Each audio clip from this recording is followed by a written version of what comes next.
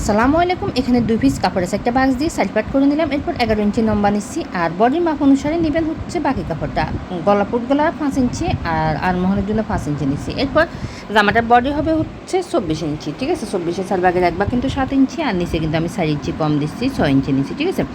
এরপর হচ্ছে আমি এখানে কেটে নিচ্ছি। কেটে নেওয়ার পর আমি খুলে নিলাম। খুলে নেওয়ার পরে হচ্ছে এখন এখানে পিছনে পাটে 2 ইঞ্চি কেটে নিলাম।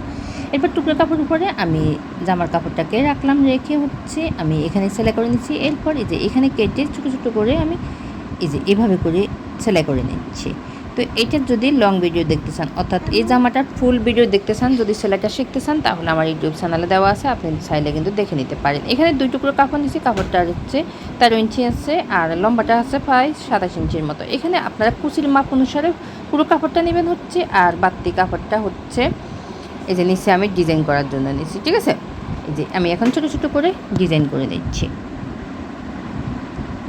এরপর বডি কাপড় উপরে কুচি কাপড়টাকে রেখে আমি আস্তে আস্তে করে বাকিটা সেলাই করে নিলাম। একটা পার্ট কিন্তু আমি আপনাদেরকে সেলাই করে দেখিয়ে দিচ্ছি। এটা কিন্তু দেখে বুঝে নিতে হবে, কারণ 1 মিনিটে আপনাদের কাছে বোঝানো সম্ভব নয়। কারণ হচ্ছে আপনি যদি শিখতে চান, তাহলে ফুল ভিডিওটা দেখে নিতে পারেন আমার ইউটিউব চ্যানেলে, বা পেজও আমি দিয়ে দেবো। এরপর ছোটো ছোটো করে এখানে কাট করে দিলাম। কাট করে দেওয়ার পরে হচ্ছে এখন আমি সাইডগুলো সেলাই করে নিচ্ছি।